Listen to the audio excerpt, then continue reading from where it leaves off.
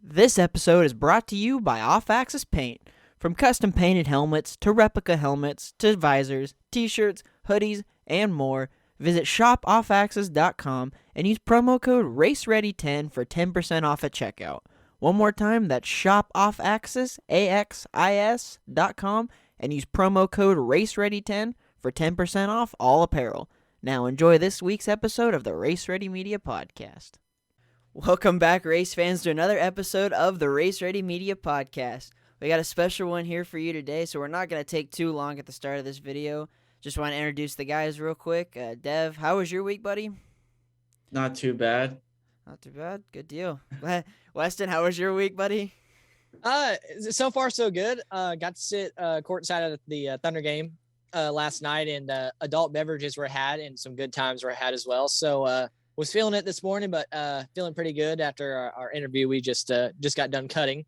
So, but yeah, we're rejuvenated and ready to rock and roll. Yeah, we definitely talked about it a little bit in the interview with I guess it's no secrets in the podcast. It's no secret now. Yeah, we got Greg Stumpff of Off-Axis Painting on for a nice hour and a half long interview. So hopefully you guys enjoy that. We got to chat with him about what goes on behind the scenes at Off-Axis, and you know, just really got to shoot the shit with him and just had a got good to time. hear his story and got to hear his story and what he what it took for him to basically just get to where what he's doing now. I mean, I think the audience is going to really like it because I mean, Absolutely. his story isn't really conventional. I mean, he said something about doing airbrush shirts at Silver Dollar City. Yeah, so, I mean, and then that's how he got his start. So yeah, I think everyone's going to really enjoy the interview we had with him.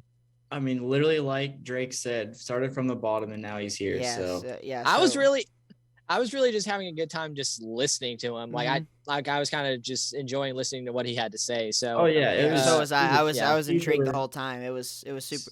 He was really relatable, especially with what we're doing, starting the podcast. You know, trying to build something. He was super relatable. I mean, obviously, I don't know if we'll ever get as big as him, but I mean, like he started from where we were doing absolutely just God knows. Like you guys will hear what all he was doing, and then he grew and grew and put in the work and.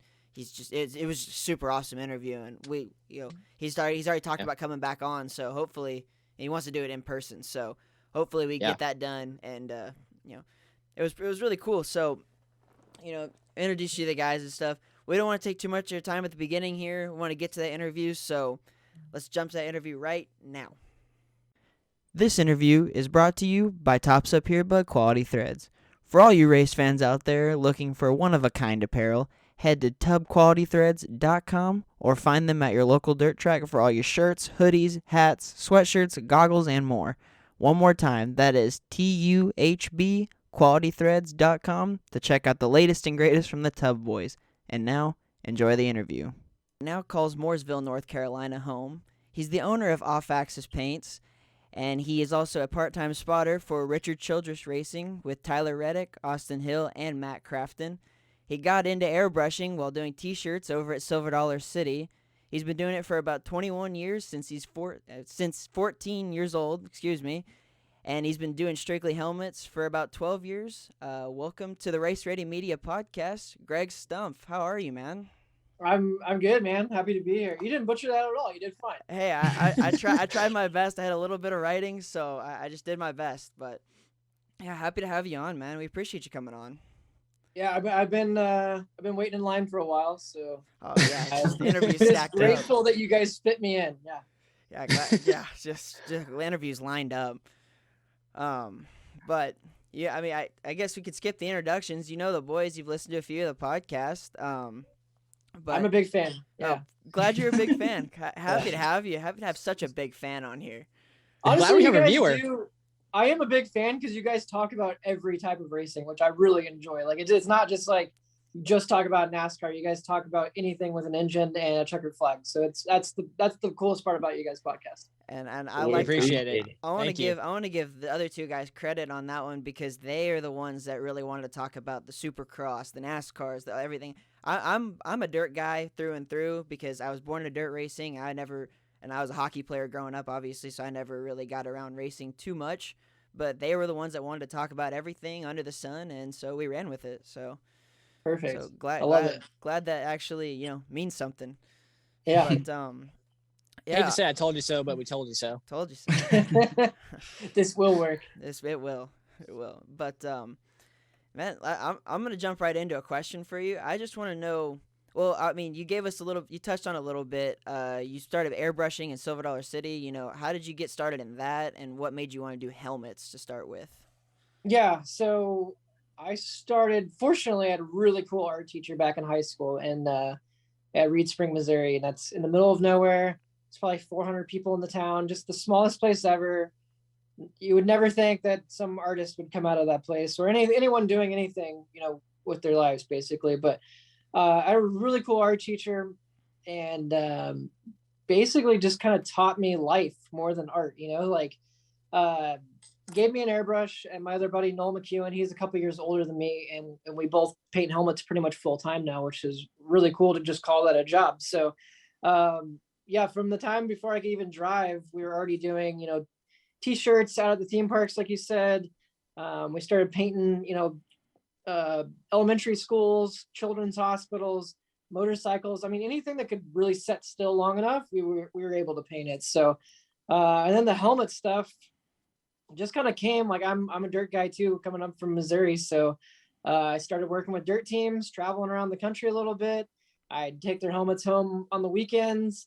Started getting big name guys on Lucas Tour and stuff like that. And it was just kind of extra side money. I never really thought it was like a career or anything like that. And then my buddy that I was working for ran a couple ARC races, ended up meeting, JJ Yaley, Mark Martin, David Reagan, a couple, big name guys who really just kind of trusted me to paint their helmets, which was cool because I was young and didn't really know what I was doing. And like the short and long of it is I was just shipping stuff back and forth from Missouri to North Carolina, and I noticed there wasn't any helmet paint shops here. So I just packed my stuff in a U-Haul and moved out here, worked in a tiny storage unit for a couple of years. And you guys just got the shop tour now. It's at 10 years later, we're still going and we don't have to get real jobs. So we're going to continue doing this, I guess. Yeah. Sounds like a success there. Yeah. Anything not have to get a real job, right? That's 1,000%. I did work at a pizza place for like 2 years, and that was really fun, but not really like a career path that I wanted to go down. I definitely wanted to do something right. And I was scared a lot for a lot of time. I really didn't think it would make a living. It was still just kind of a hobby. And I'm sure your parents are the same way. Like they want you to succeed and do something meaningful and have a retirement one day. But they weren't too sure about the helmet painting. Obviously, they're on board now, but it took some convincing for a lot of people. But again, I had a great art teacher back, and I still talk to him weekly. So he's always been the one to kind of push me and show me life lessons along the way, and really be a good boss. Now I think I hope I am. I have 5 employees here now. It's not just me, so I have to manage all the people and talk to all these big sponsors weekly or daily, and there's a lot more that goes into it nowadays than just sitting here painting. So I don't know. It's a lot more than I bargained for, but I still love it. Man, that's awesome. Yeah, that is. Sorry, these answers too long. These answers too long. No, dude. Just give it to us. Everyone wants to hear you talk right now. They get tired of hearing us talk. They get tired of hearing us talk. Anyone that's tuned in has probably already left. They're like, oh, yeah. I doubt that highly. I doubt that. But no, talking to Tanner, he said that so far you've been one of the best bosses, and I know Tanner means that. He's pretty straightforward and stuff like that. He said you're super laid back, so we're pretty laid back here. Yeah, everyone. This place, gets unlocked in the morning at 8 a.m. or 8:30 usually, and we're still here. Obviously, it's like 11 o'clock at night here, so. The paint booth's still running. I can hear it in there. So everyone just loves what they do. Honestly, it's a passion for everyone. And I think we have a good mix of drivers too, and that kind of keeps it fresh. It's not the same thing all the time. So that's a big key, a part of it, I think. But really it's just it's ran kind of like a tattoo shop. If you ever walked in there, there's 6 artists, and this guy might be really good at black and white stuff. This guy's good at portrait stuff, and this guy's good at old school stuff. It's when jobs come in, I talk to every one of them, but I kind of know which one to field it to, and that kind of keeps it fresh and enjoyable for every guy in here, I think. Yeah, It just sounds like it's a lot of fun around that place. It doesn't really sound like work. It sounds like a bunch of guys hanging out, paint some helmets. I mean, I know there's a lot more that goes into it, but it just sounds like a lot of fun. Yeah, believe me, the 2 weeks before the Daytona 500, when we're in here till 4 or 5, we're watching the sunrise, and we haven't gone home in 24 hours. That's the fun meter runs out pretty quick, but for the most part, it's a pretty good time in here. Yeah. That's that's awesome, man. And I'm happy that you don't have to work and you get to show off your art to everybody. And that's I've checked out a lot of your helmets, and dude, they're crazy good. They're super. Well, thanks, man. No problem. When you do it for long enough, you're bound to get halfway decent. Decent, right? I don't think we're the best paint shop at all, but I definitely think we enjoy it, and we get to do a lot of cool things. Get to meet a lot of cool people, so that's a cool part of the job. Hey, man, and if you're having fun, you're never really working. So that's what they say. Yeah, someone smart said that somewhere. Someone smart said that somewhere. Yeah, boys, you got any question to open us up here? I mean, I got my first question out of the way. Westy, you got one, or you want me to fire one? Fire one off, Devin. So He's got the helmets. He's got the helmets in the background. So this one's my mom's. No idea who painted it, and then this one's my first one. It was painted by PhD Pro Helmet Design. I gotcha. I don't know if you've heard of him. He passed away a while back, but I mean, you got a tribute piece there then. Yeah, so pretty cool. You kind of touched on it briefly about you like racing in Missouri a little bit, and it's kind of the only reason I think Tanner said you'd come on is you talk about your late model experience at a track not too far from us. So is the late model stuff like the only racing that you got to do growing up, or is that do you get to do a little bit more than that? So like my earliest memories I can think back on are literally at a racetrack, like very fuzzy. And I remember going to dirt tracks with my mom's side of the family. My dad started me on a dirt bike at 2.5 years old, and I started racing when I was probably 4. So I've just always been ingrained in racing or around a track somewhere. I don't know, a lot of my buddies raced, street stocks growing up, whatever. But my other friend, Will Vaught, we're the same age. So when we graduated high school, that's when he really started traveling the country. And I just kind of jumped in and didn't really know what I was doing working on dirt late models at all. But man, it was a lot of fun. We traveled literally the entire country, the Hell Tour, Summer Nationals, Lucas Tour. I mean, we've done just about all of it. And it was cool because, we're doing it at 22, 23 years old. And it's just us out on the road, it's kind of just with the traveling circus, and these couple of young kids are out there doing it. So really dirt late models is like what I love, and what, if there's a track somewhere and sprint cars are racing somewhere on late models, I'll probably be at the late model tracks. I know that's a hard line down the middle, but yeah, I'll be at the Fender tracks. Hey, I can respect a good late model race, especially like the Lucas Oil and the World of Outlaw series. Those are the bad boys, and they definitely put on a show. I mean, you go to a local track and they can barely make a couple laps without throwing the caution, and then you go to Lucas, and they're racing 50 lap features, and they racing 3 inches from each other, like Daytona, NASCAR. So I just love that style of racing. It's awesome. But Meeker, Oklahoma, I think that's the one that's closest to you. We were doing like a 3-day tour. I can't remember what it was. It was like a Friday, Saturday. I know we raced Muskogee one night, maybe. Big fairgrounds track. Big half mile. Yeah, super cool place. We were always really fast there. We had a big motor, so that was fun. And I think we went like straight to Meeker like after running that track, and I was like, I don't know how we're gonna fit a full feature of late models around here, but they did. And it was crazy. It's one of the crazier tracks I've been to, because I definitely remember everything about it. So what year did you go to Meeker? Do you remember? So I moved here in 2012, so it would have probably been like 09 or 10 maybe. You have to come back. It's way better. It's way better now. Oh, it's way better now. You have cell phone service there now. Oh, yeah, it's great. So it reminds me. Oh, go ahead.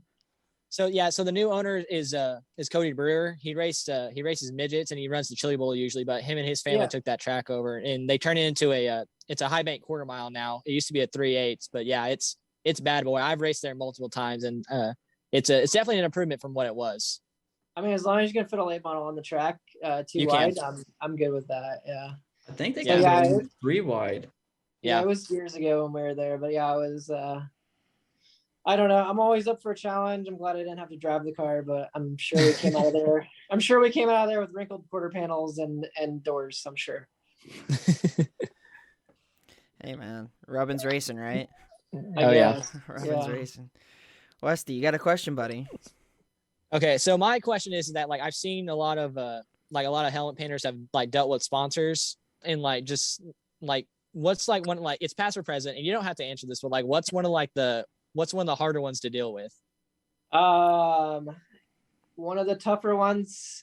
Well, we work for them still, but their colors are green, and they're a very big company, and they have a very select style of how they like stuff done, and they'll go through many renderings with you, and they pretty much come out the same on the other side. So that's the thing, and like it pays well, so you kind of got to just go with it.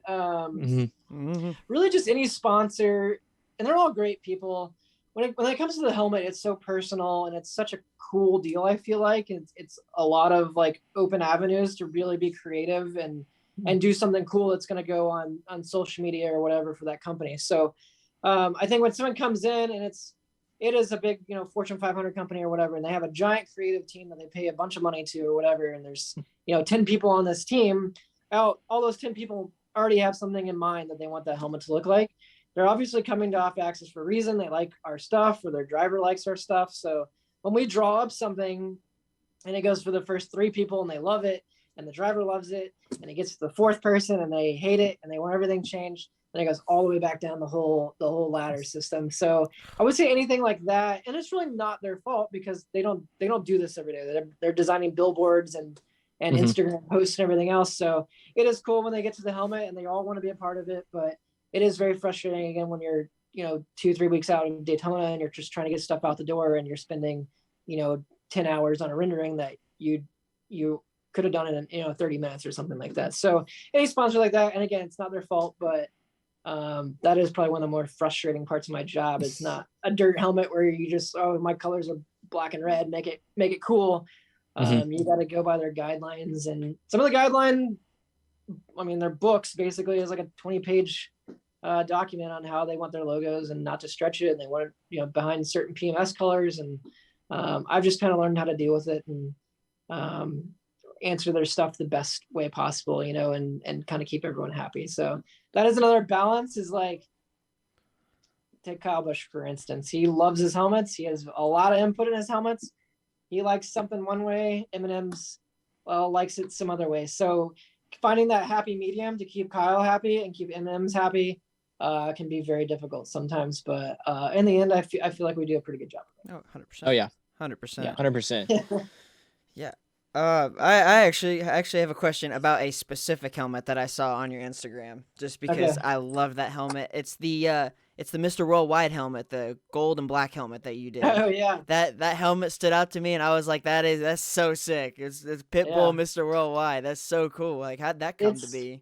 It's cool every time Pitbull does like a Zoom call or something. It's literally sitting like on a shelf in his office now. So you see it on like everything he does. But I'm really good friends with Justin Marks, who owns Trackhouse, and he, right before Daytona, last minute deal, Pitbull was going to be at the track, and he wanted to get him a helmet and kind of celebrate the new team and coming together as a partnership. And I said, hell yeah, you can't pass up painting a helmet for Pitbull. So no way.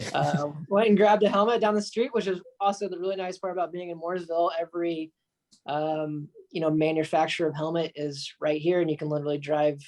I could walk to Bell and get a helmet, and grab it and bring it back down here and have it ready to paint that night. So we don't have to ship anything in. We don't have to, drivers come here and pick it up. So, I wasn't sure. I'm not a big, I guess, Pitbull. I'm not brushed up on my Pitbull education. I don't listen to a lot of his music. So it was kind of hard making sure. I had a lot of other friends that do listen to his music that had input and would tell me what to put on there, because I really wasn't sure. Gotcha. Yeah. No, the colors were sick on it, and then it's a Pitbull helmet, so like I mean, it just stands out. It's super cool. That's funny. No one's ever said that helmet. I do love that helmet. Dude, I love that helmet. Dude, I was just scrolling through your Instagram and I was like, oh, boom, that helmet. That's a Pitbull helmet. What? Yeah. So of course, sick. It's Hunter that brings that up. Whoa. Yeah. Well, sorry. My dad's a graphic artist. Like, I got to see certain things, right? Like, come on now. Yeah. Does he want to paint helmets? Dude, he's got enough going on with because he does the graphics for the cars, like vinyl stuff like that. Oh, okay, yeah. So that's funny. That's another thing, and he's a one-man job, and he's swamped all over the place anymore. So yeah, he gets a bad rep too, just like we do, because a lot of these newer guys sleep till noon and they're pretty lazy, and it's hard to get wraps. And when you're like us, I'm sure like your dad, you're working nonstop and people are just like, oh, you're on vacation all the time. And that stuff kind of gets old because obviously we work, 16-hour days, but people just don't understand the hours and time it takes to put into it. Well, with that being said, because my parents just had the 20th wedding anniversary, congratulations to them. But congrats. Get them in here. Well, actually, that's the thing. They're in Las Vegas right now celebrating. Oh, they are? Yes, and so that brought me to this point. My dad took the week off, and now everyone is just up in arms. Just yeah. And it's crazy because Chili Bowl and Shootout are like his biggest times of the year because he does the Chili Bowl pace trucks. He does all of like Dave McIntosh's cars. He does cars for everybody in the expo, from micros to midgets, and then he does all the banner stuff because we're very good friends with the Wards that put on the Shootout and the Chili Bowl. But he does all that, and then when he has to turn someone away, it's F you because it's the worst, yeah, dude. And it's so I mean it's nice to see someone that can relate to my dad, and plus he still likes to drive a micro, so he likes to get out on the weekends and be able to run Port City or something. But there's just times he can't do that, and I tell everyone the same thing. I said Daytona on the calendar is the same time of year. Chili Bowl is the same time of year. And when you come to me, 2-3 weeks before, you're already late to the game, and all these guys know it, and they drop the ball a lot of times, and then someone like your dad or myself get the blame. And we don't miss deadlines here. That's kind of our big thing. We will not miss deadlines. We'll do whatever it takes. If we say yes to something, we're gonna get it done. So if I say no to something, it's just flat out. I know there's no way possible for one of us to get it done, and it's not going to look good if we rush it too, and then that's it's our business card going out the door is that helmet. Right. And if you look at that helmet, at the Chili Bowl or whatever, and you say, oh, it looks like crap, I'm not there to explain to you, hey, I only had 2 nights to do that instead of 2 weeks. But you're never going to do that. You're just going to say, oh, off axis isn't that great. I saw one up close. So that's my biggest thing. I will not won't cut corners, and we won't miss deadlines. So we've got pretty strict on just saying no if we know we cannot do it. Yeah, I just know it's hard to turn someone away. Extremely. And it's usually your friends that you're turning away too. Exactly. You hate to do that, but it's those big name guys that you have to get done because they bring in just as much as your friends do, and you hate to do that to your friends, but it's just part of the business. Again, it's on the calendar, same time of year. Exactly. So, I think when the checker flag flies on Saturday of Chili Bowl, they announce over the PA like, "Hey, next year's date for Chili Bowl." Yeah, they know it's coming. Yeah. Oh yeah. Yeah. So countdown starts then. Yeah. But I got my talk. Dev, Weston. I've still got a few more questions, but I want to give them a chance as well. So no, it's not. No, we're not over. I promise. I just want to give them a chance to ask some questions. I wasn't logging out yet. No, good. So what's the helmet that made you kind of realize like, holy shit, like I'm going big time now, and this is like my first big client? Probably Mark Martin. I got him pretty early on. Obviously, JJ Yaley was my first big NASCAR guy. And he was running like a start and park car back then, like just kind of was overcoming that injury he got in a USAC car or whatever. At Lakeside. Yeah. So I was there. He's just coming back. Super good dude. And really he messaged me. All right, go back. When Facebook first started coming out and you had to have a college login for, I don't know if you guys are too young for this. I'm too young for that. I remember it vividly. So I'm a freshman in college probably, and I have a college login, right? This is before they had social media people, PR people. It was cool to have Facebook. So all these drivers have their own Facebook. I literally got on to ARCA series, truck series, nationwide series, whatever. Went through the entire roster, found whoever I could find on Facebook, found their website, and basically just sit on the same paragraph. Hey, I'm starting out. Here's 2 pictures of what I'm doing.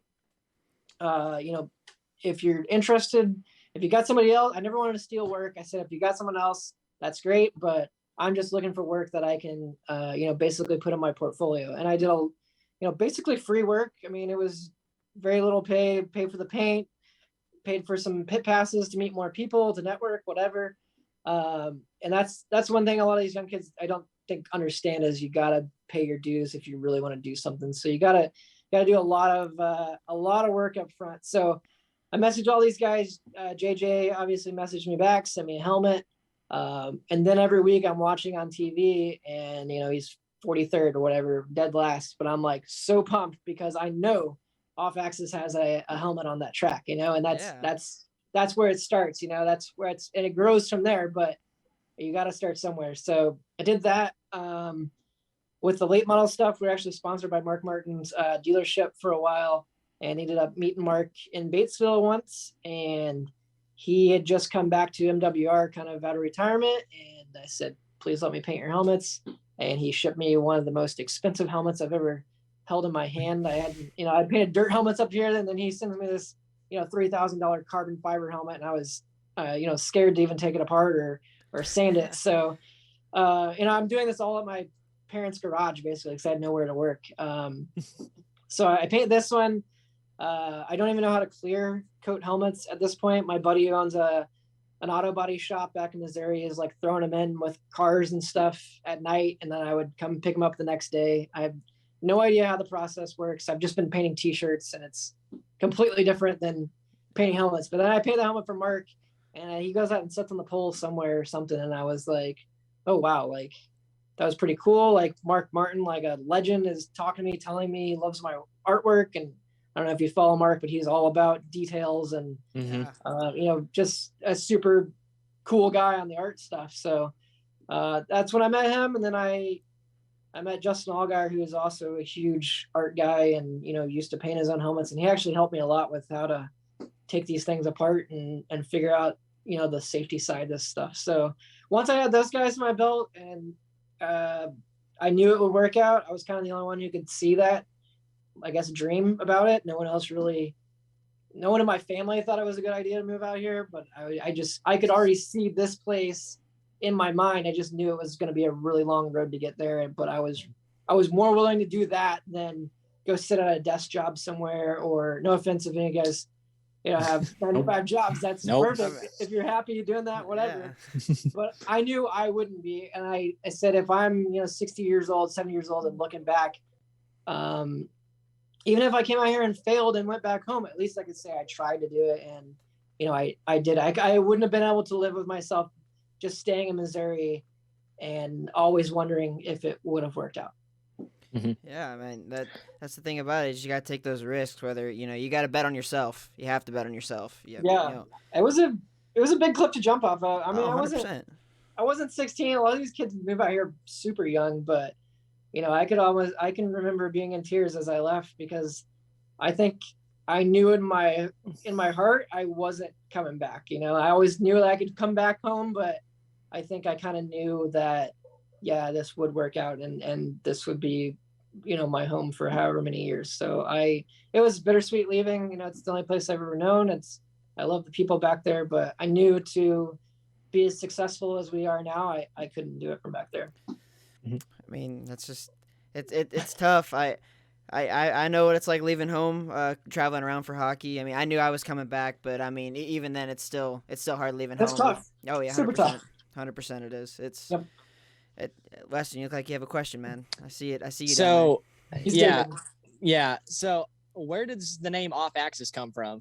Oh man, people ask me this all the time, and it's such a stupid answer, and I should find something cooler. Basically, I've always loved music and bands, and friends of mine in high school are in bands. Well, the way you find a band name is you just start writing down cool stuff, and you get a whole list, and you're like, what sounds the coolest, and what's looks the coolest or whatever. And I got to a point where I needed to have an actual bank account and be a real business. And I grew up on the lake, and I just always like wakeboarding and like off-axis 360s, and it was always just a cool name for a trick. And I was like, off-axis sounds cool. Google it. All right, there's like 20 names for off-axis already. Whatever, like it's obviously working for someone. So I made a quick logo, literally to just make a bank account, because I didn't think it would be as big as it is now. And not saying it's huge, but it's much bigger than I ever thought it would be. So it's a very lame story. I just threw something on paper. I mean, but I thought it sounded cool. Yeah, there you go. Exactly. As long as it sounds cool, right? Yeah, it works. Yeah. Oh yeah. And I didn't want it to be my name either, because I knew like Noel worked with me. I didn't like Troy Lee Designs or Austin Poland and big names too, but those are just those guys.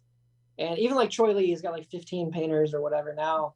But I didn't ever want myself to take all the credit. You know, I didn't want like Greg Stumpff Designs and, you know, Noel or Mike or whoever else is painting it and I get all the credit, you know? So I wanted to actually have an actual, I guess, band name. So that's kind of why I did that. I didn't want to be my name. I don't like taking credit for stuff that's not my work. Yeah, of course. Of course. So I've got a 2-part question. I've got one part and Dev has the other part. Oh, this is I have the worst memory ever. So just tell me the first part. No. So once you finish answering my part, then Dev's gonna go and ask his part. So, in your opinion, what is like the coolest helmet that you've designed? Like, what's your favorite helmet you've ever designed and painted? And so I get this question a lot too, and it's not a design per se. Like, I feel like with any artist, or like take like a sitcom writer or somebody that, you know, writes for a TV show, like, you know, they try to make a season of 15 episodes, the best 15 episodes they can possibly write, you know? So I think we're always one-upping ourselves. Yeah, there's a couple that stand out, but I feel like we're always trying to top ourselves. And I think instead of a design, the ones I really love are doing like, you know, Kenny Wallace's last helmet.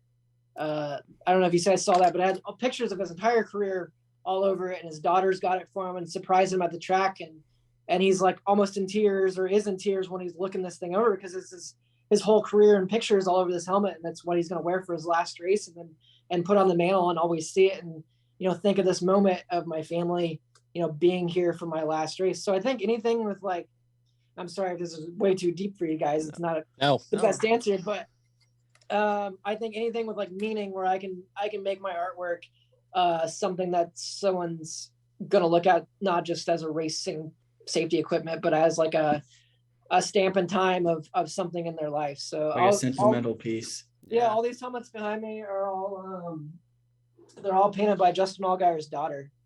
So every year for the playoff, like this is the first one when she was 3.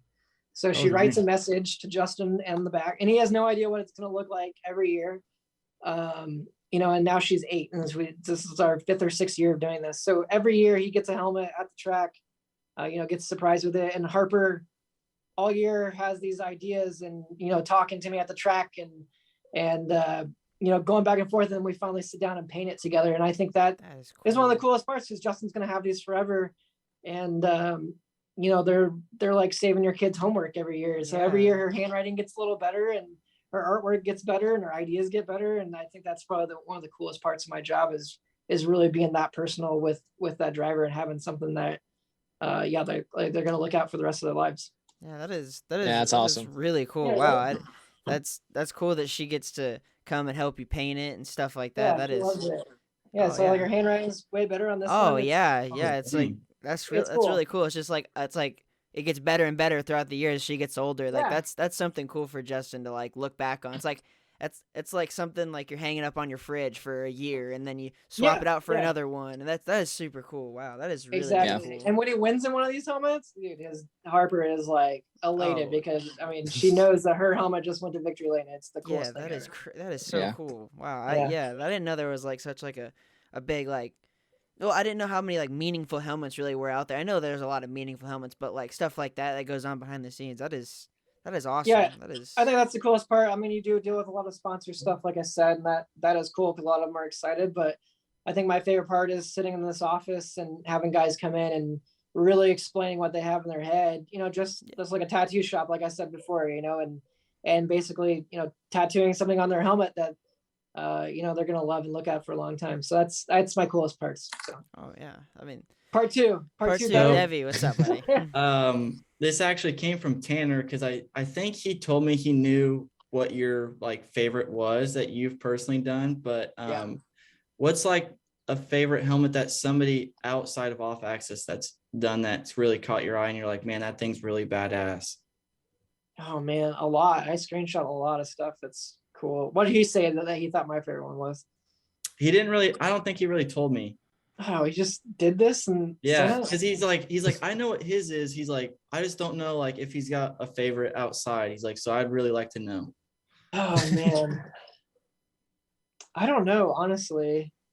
I love all of like Dale Jr.'s old helmets with skulls all over them. I'm not like a Affliction skull guy at all. Like I'm not BJ McLeod, but I think like that style of art, or like just having a really solid style and keeping with it, I think is super impressive. And that's kind of like Nick Pastore is from Ohio and he's been around forever. He painted Dale Senior's helmets and Dale Jr.'s. I mean, like basically what we are now in the Cup Series of having half the field, like that was Nick, 20 years ago. So I have a lot of respect for him. It's not that it's my favorite art, but just having a style and knowing it as soon as I look at a helmet, oh, that's Nick's. Because I feel like you look at Off Axis and we have a lot of different styles and we can pretty much match anything. But I think having a set style and doing what he does, I have a lot of respect for that.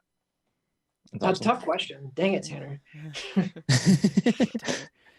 Listen, me and Dev just went. You got any more? I want to hear you ask him your next question, Hunter, because it's hockey related. Oh, as long as it's not anything Meeker, Oklahoma related. No, it's not Meeker, Oklahoma. Yeah, no.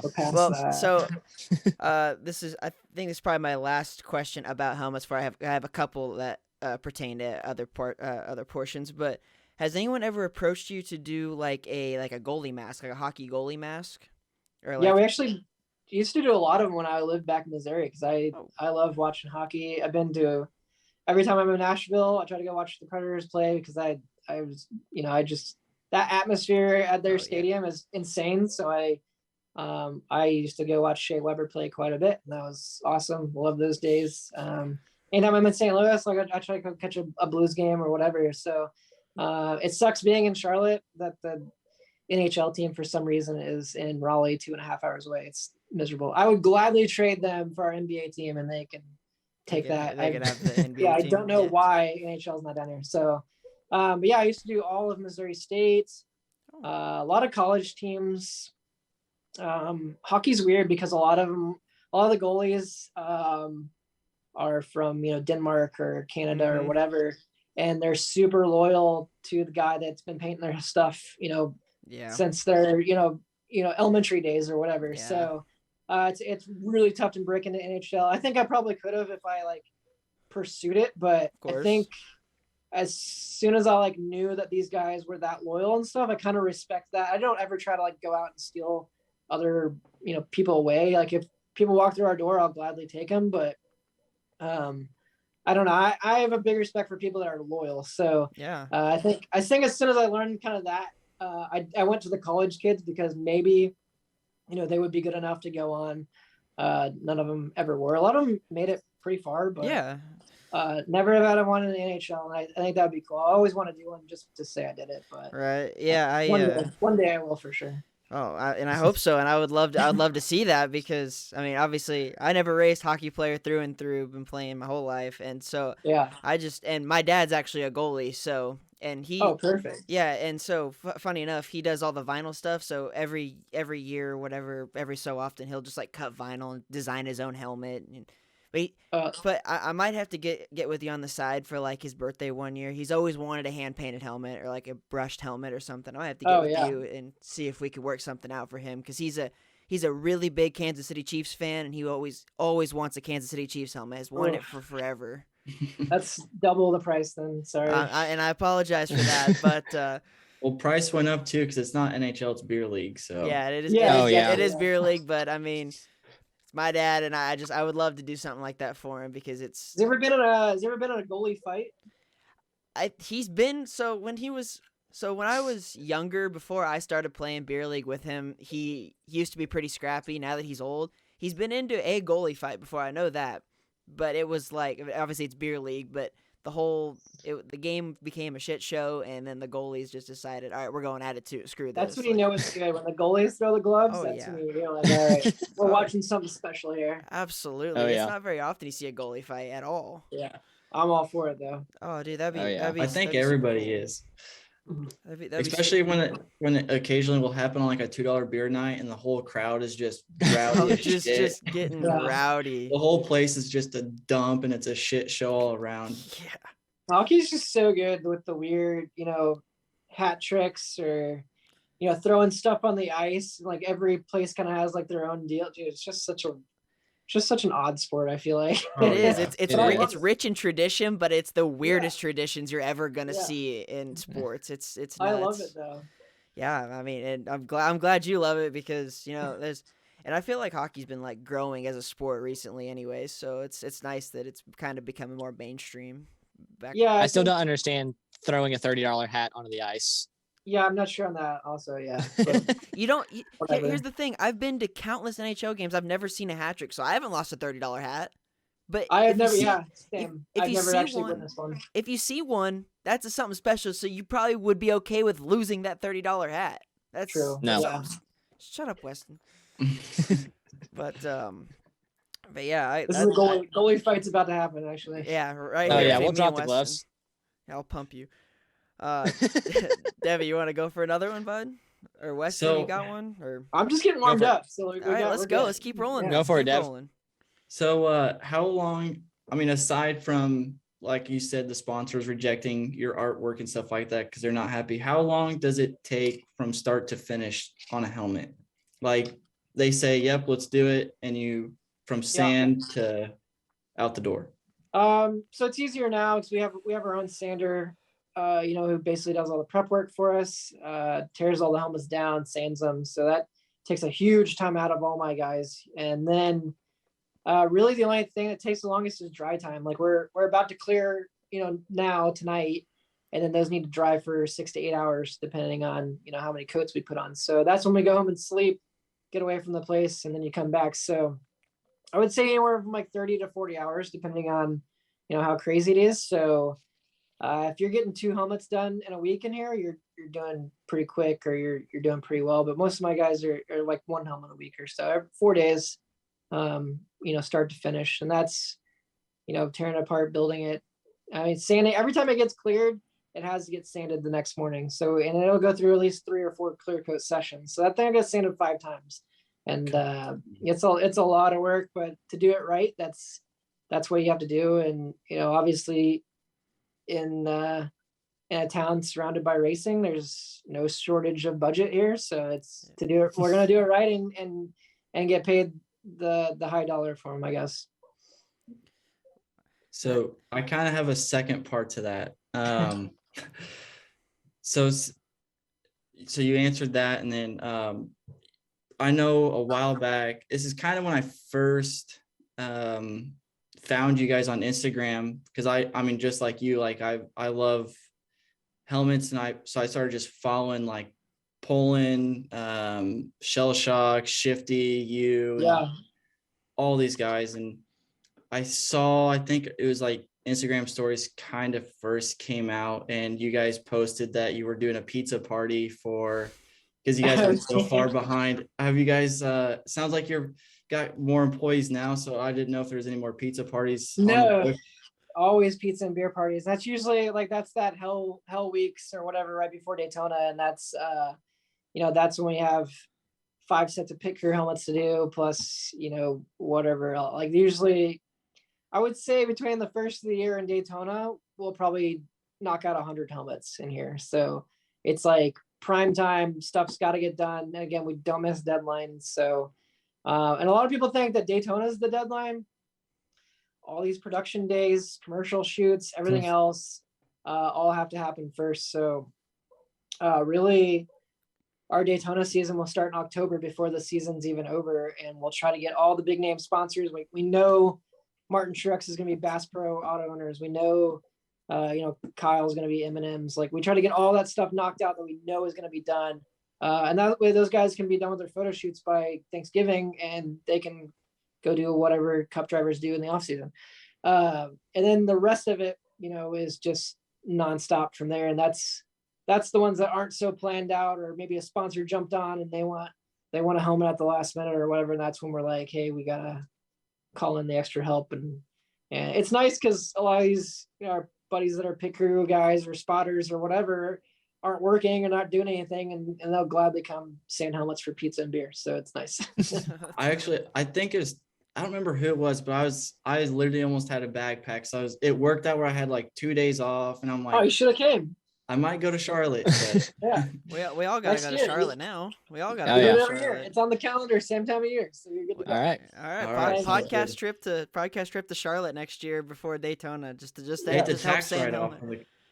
For pizza and beer. For pizza and beer, We'll just set up the podcast stuff, and then whoever walks in, it'll just instantly be the next guest. Dude, that would be legendary. We'll all just take off a week and come, and when we're not doing the podcast, we'll just sand helmets.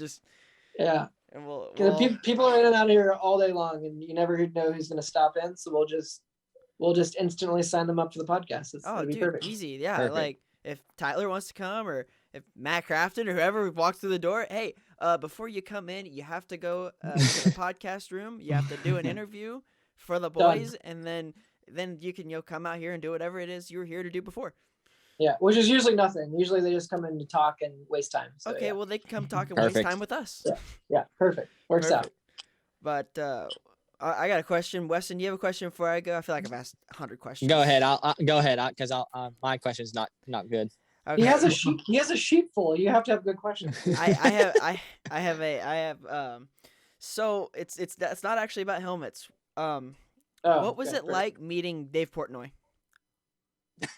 Oh man, yeah. What was it like meeting that guy? You see, like, you meet so many crazy people. I think Reddick told me he was gonna have that deal, and I was like, oh, do we have to do a helmet? And he was at Junior Motorsports at the time, and they were like, they had a big problem with it, I think, or I don't know. It was a conflict or something, and they didn't want to do it. So I think we just ended up making like a Saturdays for the boys helmet. Yeah. And that was like right when he was really just starting to come into NASCAR, and like didn't know a whole lot about it. So I think he went to Talladega. We met him there, and then they got hammered there. Yeah, I remember seeing it. The interviews were so great. It just really showed the light on like the fan parties that are still happening. I feel like that's doesn't get seen, and they do a great job with it now. So, and now you got like the garage guys and a couple other people, doing in-depth stuff, which is great. I love it. But yeah, he was way cool. I mean, we obviously didn't eat pizza together, which would have been cool, but legendary. Yeah, I'm a big pizza fan, so I'm always up for rating and judging pizza. So, but yeah, he was way cool. It's cool just to see people that big, like him or Pitbull or Michael Jordan or whoever that have interest in NASCAR. And obviously you want to make sure they have a good time. And I think NASCAR's doing a good job of that right now. So hopefully more people keep coming in. I mean, like Emmett Smith's at the track, it's just weird to see all these random people have such an interest in the sport. And I think so many people were saying the sport's dying a couple of years ago, and I'm like, it's obviously not, and it's attracting these people. So I think we're on like the upswing of it, and I hope we are. Again, like, I didn't grow up asphalt racing. There's helmets to paint in any type of series, so I'm not too worried. But I do think they're doing a decent job, better than they were for sure. Mm-hmm. Yeah, they were kind of on like a downward slope, and then now you see all these celebrities come, and now it's just kind of skyrocketing. So it's nice. And every year I go, we're at the Daytona 500 a month ago, and the place is sold out. And that place is ginormous. So it's when you go to places like that or any of these road courses, honestly, that's honestly been the most shocking thing, or the last couple of years, besides the COVID years, is just how many people are showing up these road courses that I never would have thought would sell out. Like we were at, Road America for the 4th of July. dude, more people than I've ever seen in the middle of nowhere, Wisconsin. So it's just crazy to see the sport grow. I'm pumped for it. Mm-hmm. Yeah, oh yeah. So speaking of Road America, you painted Corey LaJoie's helmet when it had a Dale Earnhardt and someone else on the back, right? Yeah, it was a Mount Rushmore with Joe Rogan, Dale Sr., Tim Tebow, and somebody else. These are all Corey's ideas too. Like he just comes up with them. That's awesome. Corey has some of the best ideas, honestly, and yeah, I never turn him down. I'm like, yeah, we obviously have to do that. Yeah. So my question is, like, with like his stacking penny helmet, like what's the process of something like that helmet? Is that like a little bit more time just because it's just like with like the style of it, or is it just like a normal time for you? Yeah, the stacking penny one is like this whole bronze penny helmet if no one's seen it, but I got a ton of traction on social media, and I actually hated it when I first did it. I think because I spent so much time with it, I was just ready to see it go out the door, which happens sometimes where it turns out kind of the way I want it, but it's such a new process. It was something I had never done before, and it took a lot of time and a lot of hours, and I didn't think it looked the way it should have for putting that many hours into it. So I actually didn't really like the helmet. And then we put it on social media, and it just like was on everything. And I was like, okay, well, great. Obviously people like it, so good. So that'll happen every once in a while. Some of you'll pour all these hours into and you love, won't let it get, 200 likes on Instagram. You're like, oh, whatever. And then something that you just, whatever, don't like, spend a lot of hours on it, or just threw it together. People love it. You're like, it's just, I don't know. There's no judging it. Everyone loves different things. Sounds like Clem's helmet he did for Brian Brown, where it had the wood grain. Oh yeah. And I think Brown, his sponsor, was like, hey, can we get like mini helmets? And Clem said, never again will I do anything like that. It took way too long. Yeah, that stuff kind of sucks. So yeah, I don't know. It's different stuff, different people. But Corey always has crazy ideas, and I don't care how many hours I put into it. He's always a good friend to me. So, and he builds our trophy for the off-axis 500, which is our go-kart race. So I kind of have to do whatever he says. So that's the thing that work there to be entered.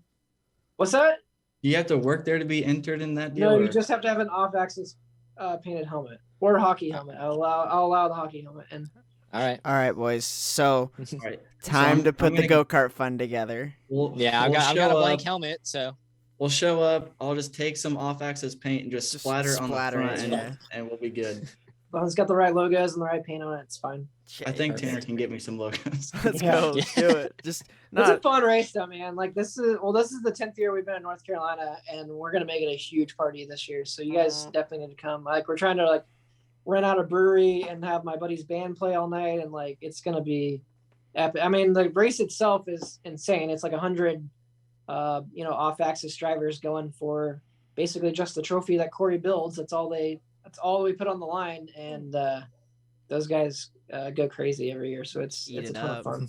Yeah, and it's all a charity deal. Like we use all the money. A couple of years ago, we were like, this deal's growing, and we're not really doing anything with it. Like, let's collect a little bit of money, and we donate all of it to families that can't buy Christmas presents or, less fortunate or whatever. And last year we filled up an entire Rick Ware trailer for their show car with presents and took it to a shelter. So that's awesome. Way cool. That's awesome. That the event has grown into something like that. So if anybody wants to be a part of it, please, reach out to us on Instagram. Yeah, definitely. Awesome.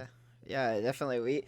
It's not just us. If anyone wants to be a part of it, anybody. Everybody just can reach out. His Instagram and his Twitter and stuff like that will all be in the bio if you ever wanted to do something like that. So, but yeah, boys, I think it's time to get a go-kart together and go run the off-axis 500. What do you guys think? Oh yeah. Oh yeah. We're in. Yeah. Everyone's in. All right. So we're not going to be fast, but I'll put on a show. Oh, dude, we're only there to sell T-shirts. You can do that, yeah. We're there to sell some T-shirts, some race-ready media T-shirts. Well, cool. There is no rules other than whoever finishes the line first wins it all. So that's it.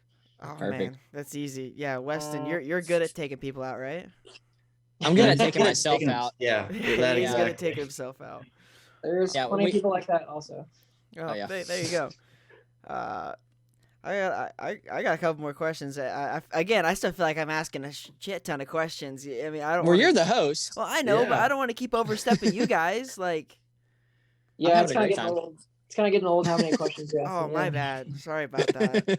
No, I had a bunch of them written down. And I keep thinking of more, but I don't want to like take the spotlight away from like Dev or Weston for asking. I'm still a little questions. hungover from last night, so That's you're fair. good. Yeah. What happened? So On a- Wes, we were- the one that he's the one that won the On a Monday tickets night? to the dog shit Thunder. Oh Yeah, yeah, that- I forgot yeah, you that- guys went. That's why we're doing this a day late. Yes. Yeah, that was my fault. But a bird scooter ended up in a tree, so it was a good night. Ooh, Yeah. That's fine. Someone's gonna have to charge it somewhere, so it's fine. It's not on my card. Yeah, it's no big deal. No big. I mean, I deal. feel like if you're going to watch the Thunder, that's kind of the way it has to go. So Especially this year. Yeah. yeah. Yeah. Yeah. Definitely. We're just not going to talk about that anyway. Yeah, but so this is more of a nerdy question, but I'm about to expand on because I obviously I do the YouTube, the GoPro stuff. If you've seen any of the GoPro stuff, I'm about to start a new side of the channel, which might end up being its own channel, but it's a gaming channel because I'm a avid gamer. I play all these different kind of games, and so more of a nerdy question. But I did see one on your Instagram. You've done controllers before, like. Oh yeah, Yeah. a couple of those. Yeah, I dude, if I sent you a controller, would you paint that? Like, I mean, could you yes, I paint it? would. How quickly I would paint it is probably Oh another no, question. I would just send you that and say, hey, if it takes 6 years to paint, be my guest. Like no, that should be. I think Chip it that's on just- over. Yeah. We'll eventually get to it. I have like 6 or 7 projects that are just the same as you. They're like, I don't care how long it takes, just Yeah. go ahead and do it.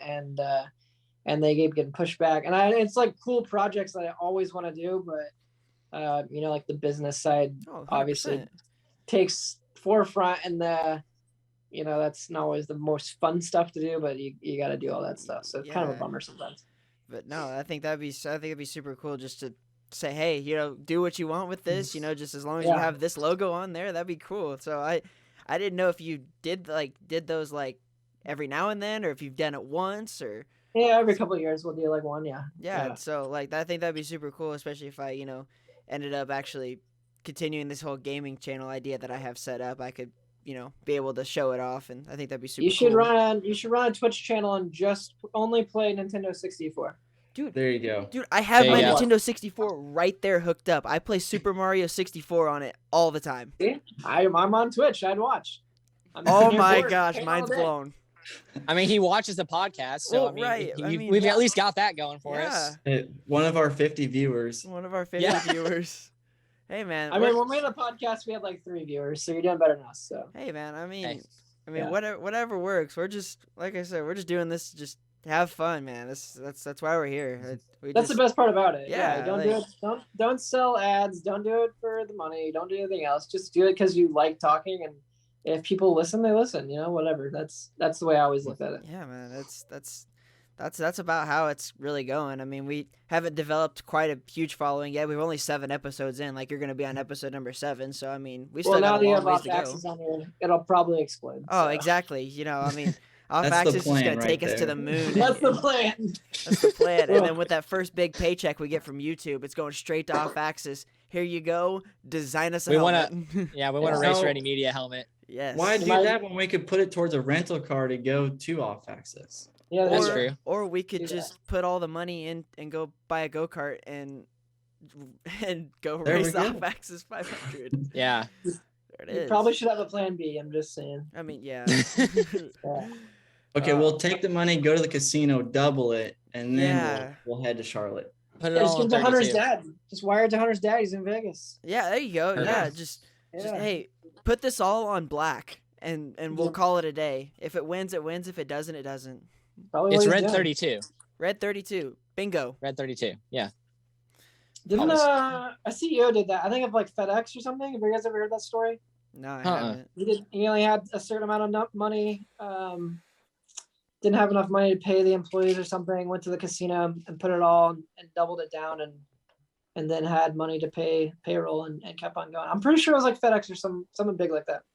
That's Wow. crazy. What? Yeah, That's wild bold. story. That's very Yeah, bold. I wouldn't have the balls. I'd be like, yeah, sorry, I can't pay you guys. We're done. No. Yeah. Sorry, Tanner. You have to go get a job. Yeah, Yeah, sorry, real- sorry, Moose. real- No doggy biscuits this week. Yeah, be rough. Oh, man. Do you? So Go go ahead, Dev. Go ahead. So, you got NASCAR and IndyCar. Why not like Formula One or anything like that? Is it too hard to get into, like where kind of like the guys are already, tied up with like their guys that they've been with for a while, or is it just? Yeah, I think it's kind of the NHL deal. Like, I'm not able to go to the track. I've never been an F1 race. Like, obviously I got into NASCAR because I was willing to get pit passes, however, and go into the track and start meeting people one by one and grab a Rolodex. And also, we're here in town now, so it's extremely easy for us to get, business. So I've always wanted to paint for F1. I think it'd be cool. We painted a helmet for Kevin Magnussen for the Rolex this year, which was cool. And I didn't know that one was coming to like the week of. So it's cool to like kind of know him and talk to him, and then now watch him last week do so well. So I'm like, oh, that's kind of cool. Like, I follow F1 a little more now that he's back in a car, and kind of actually know someone in it. I'm a big Daniel Ricciardo fan too, so I think that's cool. But oh no, there we go. I was like, my phone's dying. Yeah, but I've always wanted to do it, but again, I'm not the kind of guy to go out and try to steal business away from someone else. And if those guys are loyal, and eventually somebody will see our Instagram and say it looks cool, and hopefully call us. So we'll see.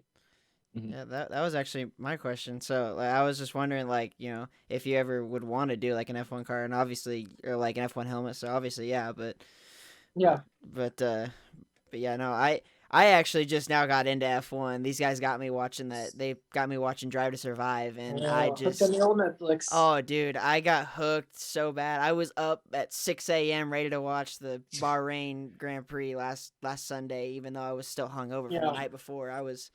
That's just, it's so cool to watch that stuff. But I think too, the reason we don't go after that kind of stuff or whatever is being here, we paint for all of our friends, and I think that's way cooler than painting for some guy I've never met before. Like, it is cool to say I painted Kevin's helmets, but I've only talked to him on the phone or emailed him. I don't really know him or like have a personal friendship with him, so I don't know what style he likes or what he likes, the coolest, but I would rather someone come in and sit down, in this office and talk over stuff than just someone send me a rendering and be like, oh, he paints for him, So I like doing that better than anything. Yeah. I mean, it's more personable that way, right? It's you have more of like an attraction to the helmet. You have more of like meaning to it, I feel. Yeah. And I think 10 years ago, it probably would have been a different story. I was game to paint whoever's helmet, and I didn't care and put it in a box and ship it and whatever. But I think now you've done the helmet so many times and it's so repetitive. You kind of have to have that other side of it where it is personal to like continue enjoying it and not get burnt out on it, I guess. Cause we just do so many. Yeah. Right. Yeah. So how long did it take normally to do a helmet? I know Dev asked that question, but it's going to follow in another one. 30 to 40 hours. 30 to 40 hours. So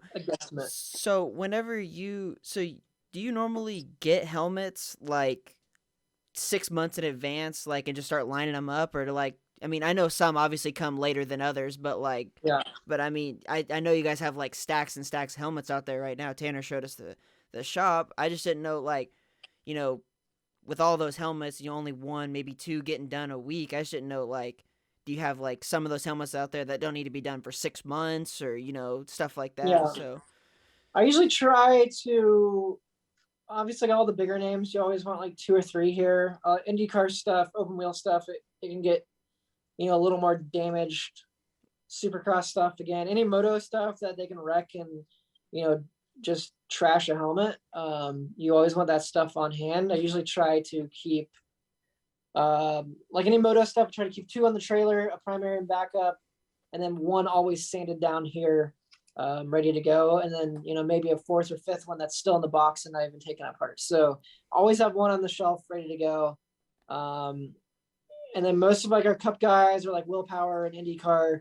They always want a primary and backup. So you pretty much just paint 2 of everything, so that way they always have it, 1 for practice, 1 for race, or if they're on the grid and the radio, goes dead or whatever, they run back to the truck and they grab the backup helmet, and they always have something. So you always do, like 2 M&M's helmets, 2 interstate batteries. But like Stumpff runs like one-offs like Skittles or Snickers or whatever, usually just like one of those helmets. So yeah, just kind of, it just depends on the schedule. The big teams are really scheduled out. We know exactly where and when we're going to paint the helmet, and usually try to have it done 2 weeks prior to the race. But then there's always something that screws up the schedule or something last minute. So nothing ever goes as planned, right? Exactly. Yeah. So I don't know. It's just it's kind of different with everyone. So, and then some guys they get one helmet done, they'll wear that helmet for 3 years. So just, I don't know, just depends. Yeah, I mean that was me. That's right. But yeah, that's like I don't know. I've got a couple drivers like Ryan Priest, like he's like that. Like he'll run a helmet into the ground, shields all scratched up, and that's when that guy is a true racer and all about racing, because he could care less what his helmet looks like or how the shield looks. He's not nitpicking. He just, get me in the car and I'll drive it and I'll drive the wheels off of it. And that's who Ryan is for sure. It's probably cool painting for all those big name guys, but it's always good to paint for your friends like Corey, Tyler, people like that you just you have that personal connection with. I mean, so obviously that's like what you enjoy doing is painting for like your friends. So, but I mean, those big names, they pay the bills, right? Yeah, for sure. So I mean, but it's got to be cool painting for all these big names and meeting all these big name guys. But it's kind of nice hearing you're staying true to your friends and what you want to do, because I myself, if I ever was to go big in something, doing whatever, I'd always love to give back to my friends that were with there, when I wasn't a thing. Someone told me pretty early on, like when you're going up the ladder, to not forget people and not to drop people, because on the way back down they won't be there for you. So I've always kind of kept that and just said, like, I don't care how big we get or who we paint for, these names are cool, but I want to paint for cool guys who appreciate our art and aren't afraid to stop in here and hang out and I don't know, like the same thing. So I really enjoy just painting for people who respect the process and want to be a part of it. Yeah, that's awesome. And it's cool seeing you paint for these big guys, but then seeing how these cool ass designs you do for all your all the lower end guys, I should say. I mean, even though they're not, it's just like it's not Kyle Busch, it's not this, that, and the other, but and I feel like it's always those guys that you've known for forever that always want the craziest shit done to their helmets because they can get away with it, and it's got to be fun doing that, like doing something off the wall. I think like it's having cool Joe Rogan that. on a helmet. Yeah. What's that? Like having Joe Rogan on a helmet. Yeah, no big deal. Just Joe Rogan. Yeah. Rogan on a helmet. I think the other cool part is like we're friends with them enough. I've put the paint gun in a lot of their hands. Like Reddick painted something for some documentary, going into Daytona, where he came in and actually painted his own helmet. Like Haley Deegan did her YouTube deal here where she painted her own helmet. I think that's cool too, giving your paint gun to somebody who has a pretty creative mind, but really has never, done the whole process. And then they have a more respect for it, and they're usually, not jerks about something later on down the road. And they're like, okay, what I'm asking for is a lot of time and a lot of effort. And I don't know. They just they respect it way more. Chad Reed's in here all the time, just painting his own stuff since he's retired now. So I think that's cool because he's very creative, has cool ideas, and he has a ton of helmets. He's not, he doesn't give away helmets, so he has all of his helmets he's ever raced, and he has input in all of them. So it's cool to see someone finally retire and have enough time and come back and he paints all his kids' helmets here, and I think that's pretty cool just because he really didn't have any idea of what really went into it. He saw point A to point B, but he didn't see all the stuff in the middle. So it's cool teaching people like that too. And I think, not that I'm passing the torch to anybody or anything, but I think they just learn to respect what we do is not, hit print and it comes out the other end. Yeah, if it's coming from someone with zero artistic ability and myself, I would love to see what I could do with a paintbrush in my hand or airbrush in my hand. It would be absolutely horrendous, and I'd probably get frustrated and hand it over to you. I'm done. Yeah. But I love after seeing all the stuff that goes into it, it's definitely it's definitely eye-opening, what you guys do and, the stuff that goes on behind the scenes that no one really sees, all they see is the Instagram picture or what's on TV, stuff like that. So it's definitely interesting seeing what you guys do behind the scenes. Yeah, we try to keep it pretty open and do Instagram Live or whatever as often as possible. So I think it's a cool process. So, and it like lets people in, like, when drivers come here, they're not answering questions for the media. They're pretty open and it's kind of, into their life. So I try to show that side of people as much as possible too. Cause a lot of these people that, again, not to be a broken record, but like Kyle Busch, looks like a complete ass on TV just because how he does interviews and stuff like that. But that's his mode at the racetrack. When he's away and he's in this design mode, he's a completely different person. So it's just, a lot of different personalities and a lot different than how you'd actually think they are on TV. And a lot of them are exactly what you think they are on TV. So. So would you say it's easier for somebody to tell you like specifically like, hey, this is kind of the design, I have an idea, this is what I want, or for somebody to be like, hey, like I've seen your stuff, do what you think would be badass, and like I give you 2 colors or however many and just give you full reins? I guess I asked that a lot too. I think it's more like 50-50 of like keeping it fresh in here, like I said. So sometimes I like if they're kind of a difficult person or I kind of know that they're very detailed, like, yeah, give me a book and say, hey, I want this logo 3 inches and I want it on this background. I'm like, okay, that helps me know exactly what you want. But then again, like if they're like free spirit or whatever and just go with whatever, and all their helmets, if you look at the last 10 and they're all completely different, that's not a whole lot of pressure either. So I think it's just really is just the type of person or whoever you're dealing with, and that's the way you want to go about it. So there have been a lot of tough situations where you think you know what they want, but they really want something else and they have a hard time explaining it. So I don't know. A lot of people, when they get like their first helmet painted, they look at, they go through Austin Poland's and they're like, oh, I like this and I like this and I like this and I like this. Well, when you mash 6 of those helmets together, it's going to look terrible. So like I really help people try to like narrow it down. Okay, what do you really like about this? Is it the color? Do you like these sharp lines? Like I like that process of it. It's just really narrowing it down because it's just like a tattoo shop. I like all these things, but if you're trying to fit, a giant wall mural onto your forearm or whatever, it's going to look terrible. So I really try to walk people through the process and say, look, these are cool ideas, but all these ideas are not going to look good together. Not going to mesh well. Yeah. Yeah. Yeah. It's too much. You can overdo a helmet very easily. Yeah. So I have another question.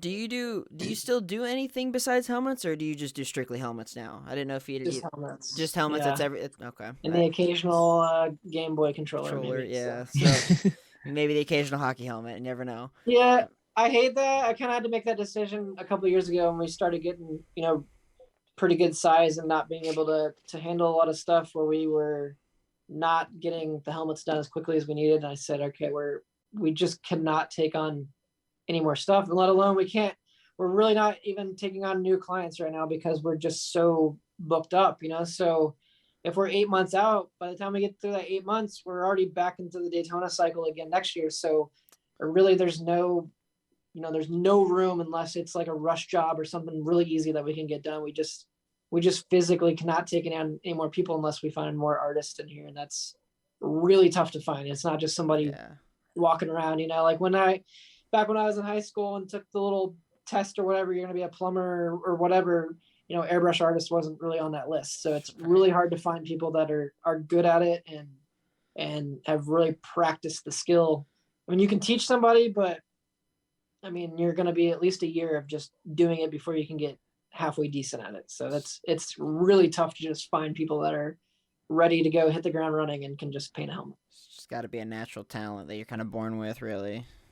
I think it's natural talent, yeah. But I mean, I spent at my high school back in the day, all the janitors knew me by name, and it was, such a small school. They would get off at like 11 and be like, hey, lock the school up when you're done. I spent that many hours in the art room. I did have this natural talent to do art, but I really had to work at, getting better and really perfecting that craft and putting the 10,000 hours into something. And if you're not willing to do that for basically free or no pay, you're not gonna do it. You're not gonna have the passion to do it. And that's the hardest thing to find in artists. Yeah, everyone wants to see results and big checks right away. Yeah. And like you said earlier, you got to pay your dues. Yeah, it's just like a YouTube channel or a streaming channel you guys are doing now. It's you're not gonna get to Mr. Beast over the night. You're not gonna have that. YouTube's not paying you $1 million checks week one. So unless you're willing to put all that time and effort into it, for basically free and devoting your life to something, you're not gonna succeed at it, I guess, or you're not gonna be at the top level. Yeah, I would. I guess personally, the end goal would be to be able to make this a career and quit my 9-to-5 job. But I mean, at the same time, I love what I do without pay, and at Chili Bowl, I was able to get some pretty, decent name guys. I was able to get cameras on their car. Shane Golobic was one of them, and Mitchell Moles was running up there on his prelim night. So just a bunch of the Matt Wood guys, and so, and I'm just walking around trying to get my name out there. I walked up to Kyle Larson and Chase Elliott. Hey, would you let me run a camera on your car? No? Okay, that's fine. The worst they can say is no. So yeah, because he already has 16 cameras on the car. So, exactly. yeah. But at the same time, I mean, why not, right? I mean, if he says yes, I could be one of those 16 cars or the cameras. worst he's gonna say is no. So exactly, and and I've been rejected a lot, but at the same time, I can walk up to somebody, and say, hey, like I'm getting ready to go to an outlaw race here in a couple weeks, and I'm gonna bring my camera stuff and try and get my name out there, and maybe one of those guys says yes. And I would say out of those paragraphs that I sent out, to every single driver, probably maybe 15% messaged me back, replied. It was a lot of no replies, and probably 2-3% out of that said, yeah, I'm going to send my helmet to you, so it's just a big game of networking and really just being there, being in the right place at the right time. But if you're not there, you don't have an opportunity. So it's just being in the right place, but actually putting yourself in that opportunity. Because I have a lot of guys who are like, oh, why am I not successful at this? Why am I? Well, you're sitting on the couch. They're not going to come to your house and bang on the door and say, please come do this for me. Please paint my helmet. You have to physically go out and start making a name for yourself. And, day one is the hardest, but it's just an uphill climb from there. So a lot of advice tonight. I feel like I'm giving graduation speeches out. Well, it's definitely, it's like a long TED talk. You guys are welcome. I mean, and I appreciate that because, it's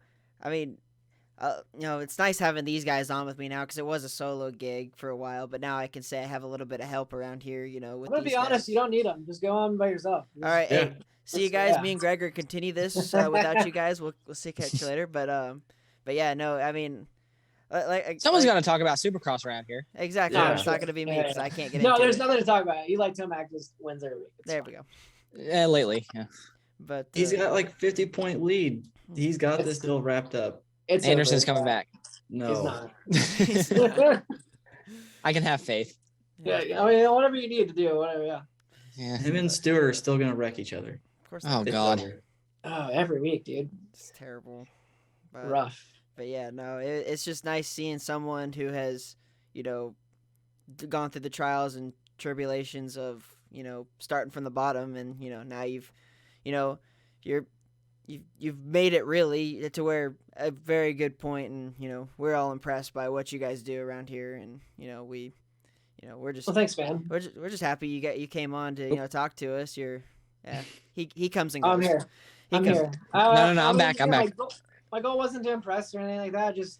I just wanted to do something that I loved every day, and again, not have a real job. So, and whatever that took. I wish I could show you the shop I first started out in. It's the back of this grungy, dim-lighted storage unit, basically out here that had no paint booth. And I came out here with you guys saw the racks of paint now. Like, I literally had a box of paint, and when I get done airbrushing, I would dump the paint back in the bottle because I didn't have enough paint. Like, it was very rough times, but again, if you want to do something bad enough, then you're gonna go do it. You gotta go do it. Yeah. And those were the funnest times I've ever had. It's very tough now running an actual business where you pay taxes and have to answer to different people and do all these big sponsors, and you're a boss and trying to keep everyone happy, and Tanner's pulling you in 50 different directions about social media that you could care less about, and it's a lot more than what I signed up for, but again, it's a lot of fun, and again, I don't have to get a real job. Exactly. It's hard work, but at the same time, you get to enjoy it. Every now and then you get that time off where you just really can sit back and look at what you've done, and and appreciate everything that you've come to fruition. So yeah, you hate almost every helmet. At some point of painting a helmet, you almost hate it, almost every one of them. And then because you're so tired, and it drains your energy, and there's only so many hours in the day. But by the end of it, and you give it over, and somebody loves it, or people are talking about it, then that's rewarding, and it keeps you coming back to do it again. It's just, it's only like being a race car driver. I don't know how these guys, go out there and get wrecked every week or finish 30th when they have a 5th place car or whatever, but they keep showing up every single week because they have that, that goal of winning. So I just think it's kind of the same thing. You're just painting helmets instead of driving 200 miles per hour. Yeah, thank you. So kind of to touch on that, since you are a spotter for RCR on the side a little bit, how frustrating is it? You're not in the car, but how frustrating is it for you when your car gets wrecked, or your guys' races over early? I know for me, if it was me on the spotter stand, I'd be Gronk spiking the headset and storming off. But especially, I think you said you do Tyler Reddick on the side. He's had horrible luck so far this year, and it's just, I don't know how he would stay so positive through this rough patch that he's going through. Yeah, Tyler is super. He should have won a couple races by now. So I'm hoping we go to Coda and he just has so much pent up energy and he just smokes the field there. But we'll see. I don't know. I think when they get older and they start having kids, especially like Justin or Tyler, they kind of shut it off when they get home, and they're like, okay, I'm a dad now. And I think that kind of helps a lot with the family life. I don't have kids. I don't know what it feels like. I have a dog at home, but I think the older you get and the more you've kind of been disappointed in racing, like Tyler has lost a lot of races like that. He's been close. I think it definitely weighs on you, but I feel like when you go home, it is like a bigger purpose when you have a kid and a family and stuff like that. So I would hope that's how he is. I haven't talked to him all week, so I have no idea what his headspace is. I know Tyler is the hardest on himself than anyone else, so, but that's what drives him and fuels him to go back to the track. It's never like a depression thing or anything like that.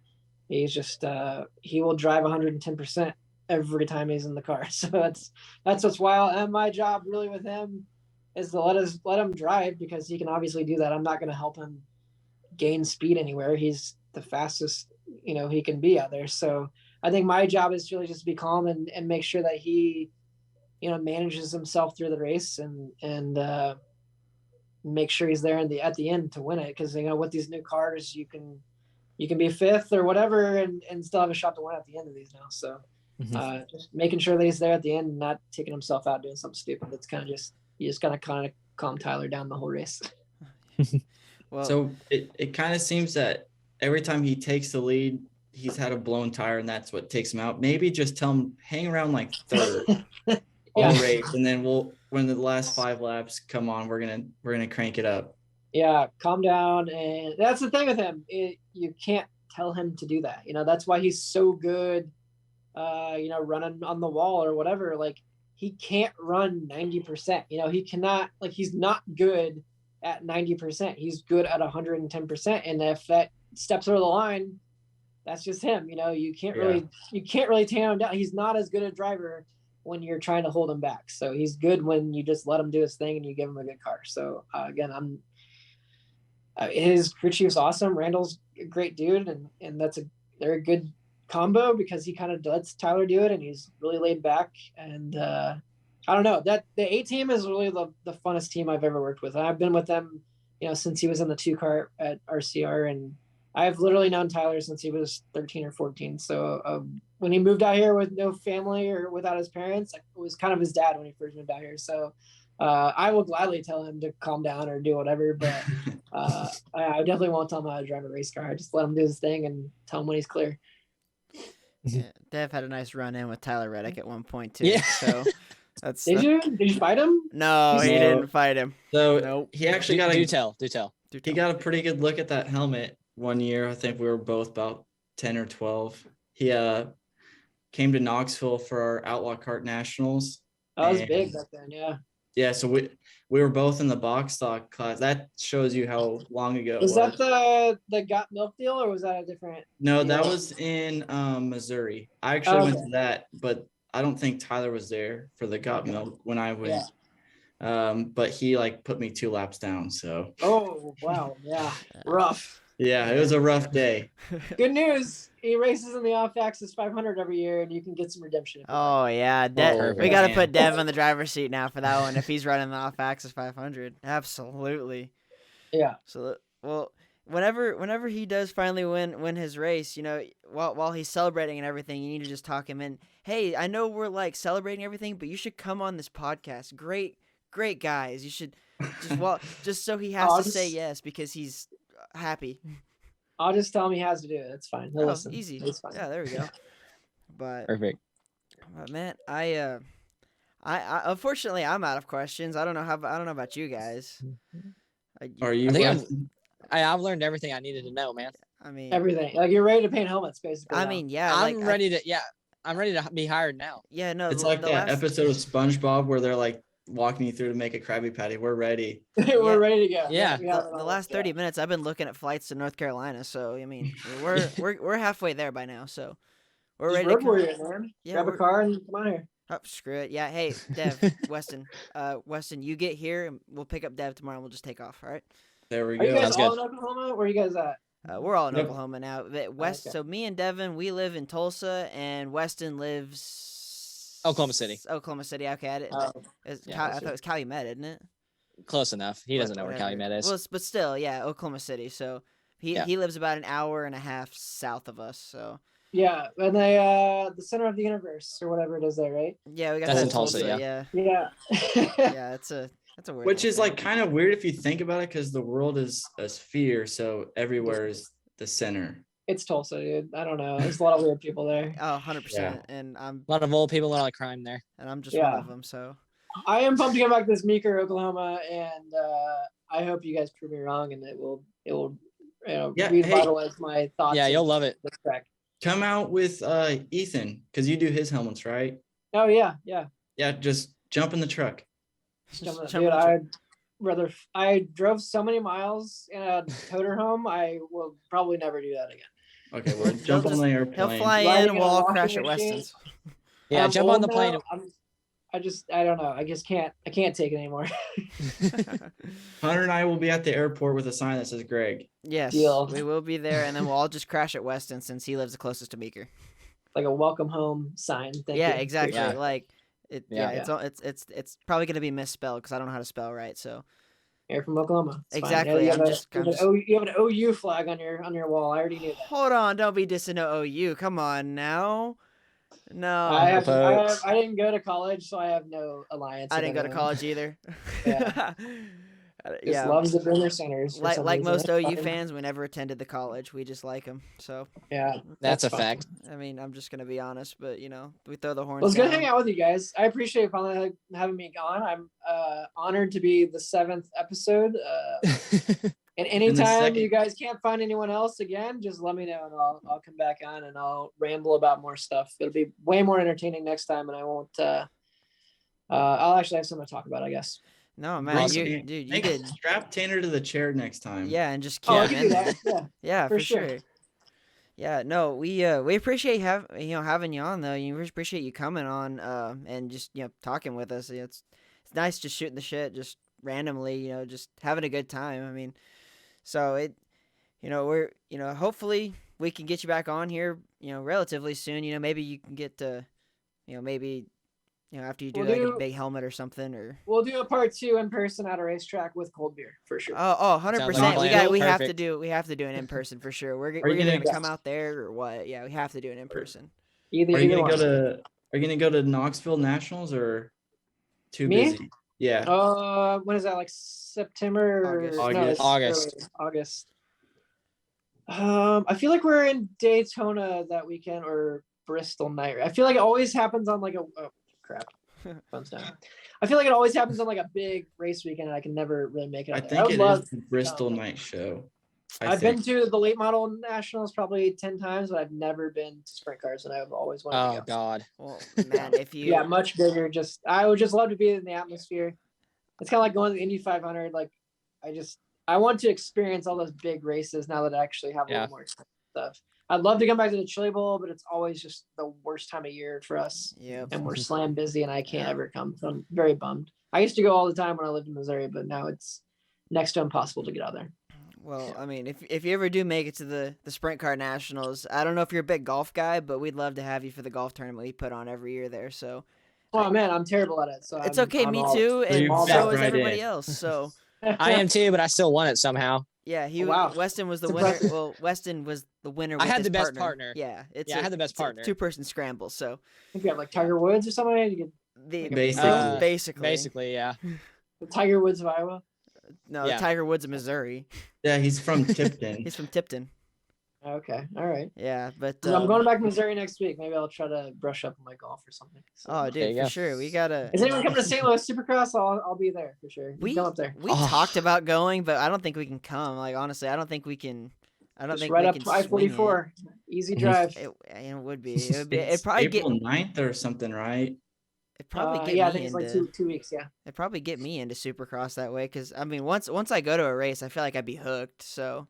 Oh, for sure. It's good. It's way better than in person. So, and I think we're already planning a trip to Arlington since it's the closest for us. So I think, that's a cool one too. Yeah, you guys will love that. So, because Weston, you go every year, don't you? You didn't go this year, obviously, but I didn't go this year because I was in New York. But yeah, I usually go every year. So, but yeah, no, we won't keep you any longer.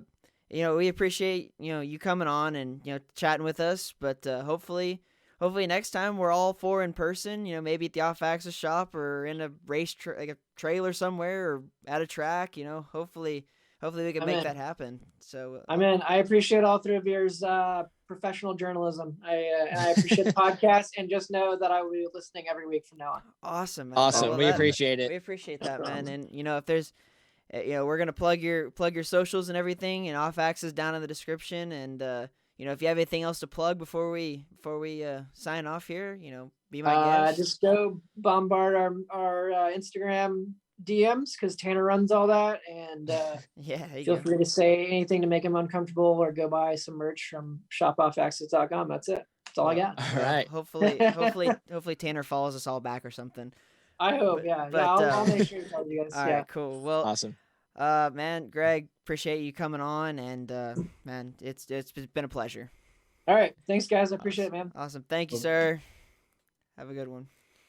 Huge thanks again to Greg for coming on with us. It was, again, just an amazing interview. He's only our second interview, so I mean, we had Cole on, so that was something. It's a pretty big upgrade from Cole. Sorry, Cole. Super big upgrade. We still love you, Cole, but super big upgrade, and it was just awesome. Hearing his story and hearing how he, again, just like Dev said before, started from the bottom, and now he's here, and he's come on with little guys like us to just to shoot the shit, and it's just awesome to see him come on with us and have a good time, and that's all we did. We just sat and talked, and it was great. So hope you guys enjoyed it as much as I did, because I did too. Yeah, it was a good time. It was a great time, and I hope we. Y'all will see it. Y'all will see it. I mean, I'm more like, I didn't ask a bunch of questions, but I was just enjoying just listening to his story and just what he had to say. So I mean, it was just really cool to just listen and be able to have the opportunity to talk to him. So we appreciate it again, Greg. Yeah, we definitely appreciate that again. He slid Lisa for interview spot. So he did. So we are gonna have to get. Sorry, Lisa. On. Sorry, Lisa. We are gonna get you on, but priorities. So I think the next thing on our agenda, boys, is the Off Axis 500. I think that is next on the agenda. That would be I'm dead ass, dude. I want to go out there. I want to see everything, meet him in person. I think that would be. It's my goal to barrel roll a cart. Well, we're gonna try and get I don't that know done. about that. Well, it's maybe not your goal. It's my goal though. My goal. So Can't win the show, be the show. exactly. So That is true. So, but yeah, so hopefully you guys enjoyed that interview as much as we did. Again, huge thanks to Greg for coming on and, spending an hour and a half with us and and not just sitting there, oh, when is this going to be over? We appreciate that a whole lot. But, again, I think what made it easier is like, he is kind of like in our eyes, like a celebrity in the racing scene, but to him, like as soon as he jumped in, he's like, all right, like, like, what's up? Like, he was just like super, like, like, really cool about it. Yeah, he wasn't like, I mean, obviously to us, he's a celebrity in the racing scene, but I mean, I feel like to him, he's just another guy. Like, I mean, I know obviously he has all these big name guys, but at the end of the day, we're all people, right? So, I mean, it was just really cool that they didn't big league us or anything. So, but when I sent him the text, I was like, hey, like, we're ready. And he hadn't responded. I'm like, dude, I think this guy's going to big league us. And then all of a sudden he replied, he's like, hey man, sorry. Like I got caught up. I just now looked at my phone like, oh, thank God. Thank God. No, it was, but huge thanks to Tanner as well for setting that whole thing up. Awesome for him. And we appreciate him just as much as we do Greg for setting that up. And hopefully we can get Tanner on. Tanner has to come on next because he didn't even stay for the interview. Yeah, he didn't even stay for the interview like he said he was going to. So we're gonna have to get him on next. Tell him so he can talk about the funny sidebar. I keep forgetting to bring this up to you guys, especially you, Weston.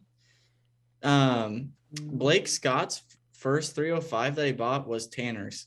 Was it really? No shit, Blake? I swear to God. Yep. That's awesome. No shit.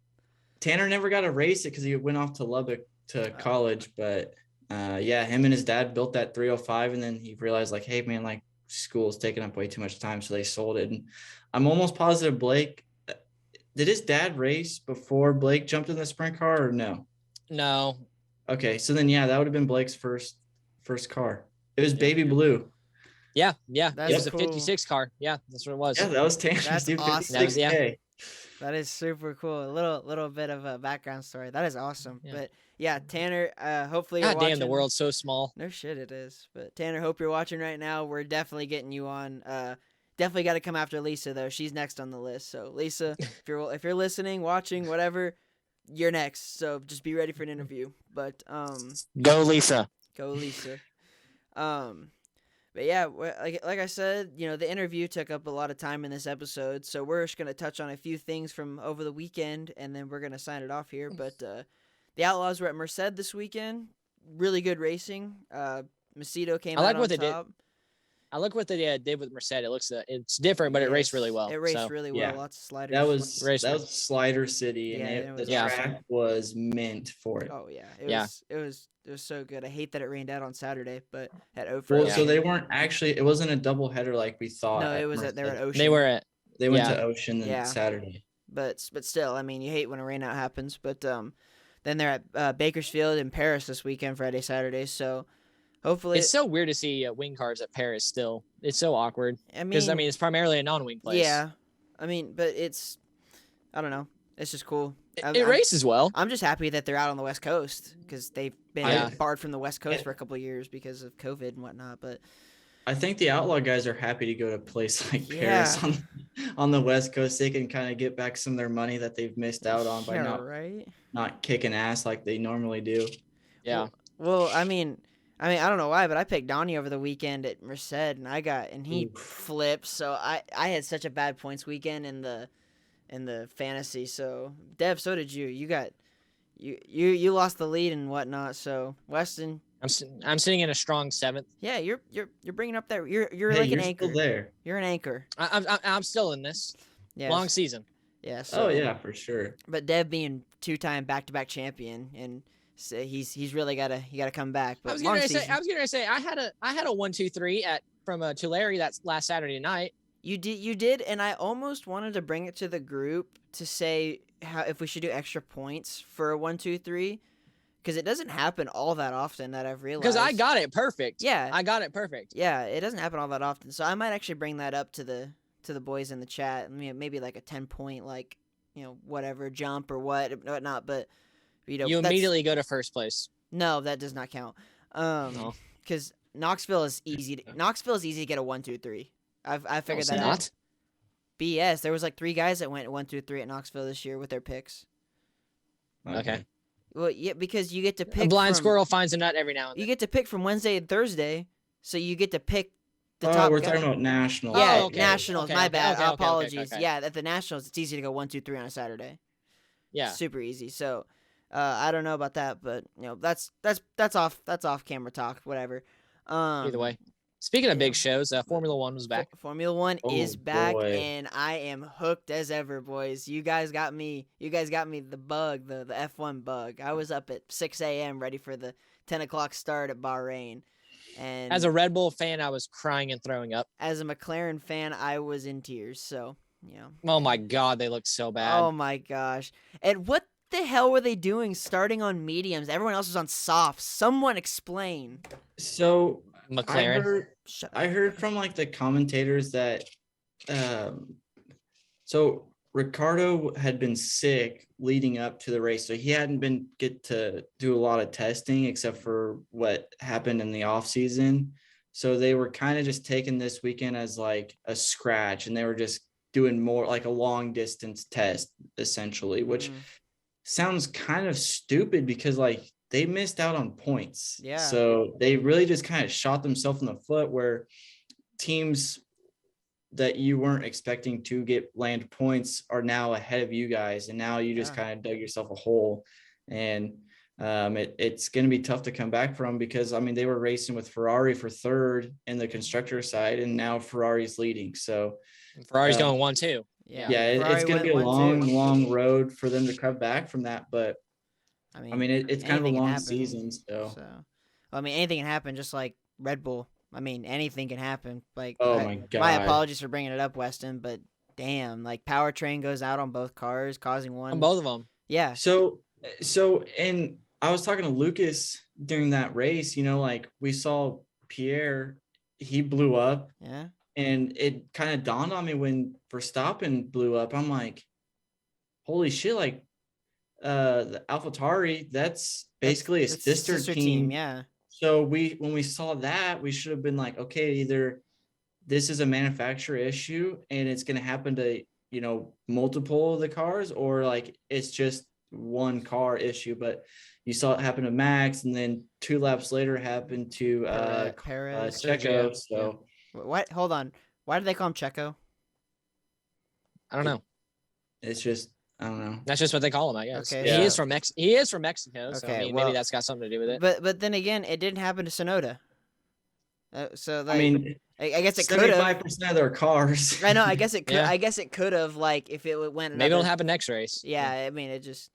I don't know, but yeah, definitely tough. I mean, tough go for all of our team. Dev, I don't even. What is your team? Is it Red Bull too, or is it? No, I don't really have a team. I just kind of. I really grew into Ricardo and how just goofy and off the wall he is at literally all the time until he puts the head sock and helmet on. He turn on a light switch and it's game time. So I can respect the hell out of that. And then I really am fond of the team pairing of him and Lando. I think they mesh really well together. So I guess I would be a McLaren guy, but I mean, you're more of just like Ricardo, a driver guy. Ricardo and Verstappen meshed really, really well together too. But Danny Rick was just kind of tired of being the shadow of Red Bull, and he wanted to be the star. So he unfortunately left Red Bull. Well, Weston's gone. I think his phone died. It must have died. But so we're probably gonna cut, our talk short. Like I said, we're gonna let the interview, grow legs and, take it on for itself. We just wanted to touch on other stuff. Like, they're at Saudi this weekend, so wasn't a fan of the NASCAR race this weekend. Atlanta was kind of, shitty. It was a war of attrition. It depends on what you want. I mean, we got really, really good close racing, which I think fans will enjoy that. But I mean, you think about it, like, they're on a 1.5-mile racetrack. racing like it's a 2-mile, 2.5-mile racetrack where it's big pack racing. Somebody blew a tire, coming out of 4, and there goes half the field. I mean, it's really shitty, and I didn't like it on a sense of that, but I also did like where it was, you could see first to like 15th. They were all right there. So that was really, really cool, but it was really weird because it is kind of considered a smaller track. So, right. Well, I kind of wish it wouldn't have changed, but maybe it's for the better. I don't know. Who knows? I don't know. I mean, at least William Byron, is it Byron or Byram? Byron. Okay. There's Weston again. We were just talking about how shitty Atlanta was. Sorry. No, you're okay. We're getting ready to actually sign it off here in a few, but it's Byron? Byron, yeah. Byron. Okay, well, he's an off-axis guy, isn't he? I think so, yeah. Yeah, so I mean, so perfect. Cool. So it works out perfectly. Yeah, so Byron winning, pretty cool, especially because of Greg getting on here. So, but wait, are we still recording? We are still recording. Me and Dev were just we're actually getting ready to sign off. We thought your phone died. So no, yeah, well, it died, but I was like, oh crap. So no, we're back. That's how bad this production is. Nah, it's okay. It's amateur hours around here. That's my bad. Yeah, it's all right. But no, we're actually getting ready to really sign it off. We wanted the interview to take the spotlight in this episode because it was a long one and it was a pretty meaningful interview. So hey, we have to touch on Supercross. Greg said that he loves that. Yes, he did. I'll let you guys take that. Dev, you said you watched it or some of it. I mean, different weekend, same result. You got Jet Lawrence winning by country mile. I think he actually won by 2 country miles this week. And then Eli Tomac was the class of the field again. And the sky is blue. Yeah. So how about that incident with Ray and I can't remember their names, but yeah, it was I got them wrote down. I just don't know really how to pronounce them. It was a good fight night in Indy. So did you see, I think it was Ray that came in last. Did you see the incident? I didn't see it. No, I wasn't able to watch it. So, Them being on the East Coast is really screwing up. It's really screwing me over because I liked it whenever I could watch it at like 10 o'clock at night. Oh yeah. So Carnow and Rapper, or however you pronounce the last name, they tangle and they're kind of like getting, like they fall down, they're getting back up. And then here comes Carnow, just full sound, and pull. I'm pretty sure it was Ray was just standing there and just took the freaking front wheel right to the chest and just mowed him over. I mean, it was horrible looking. And then obviously, Were they hurt?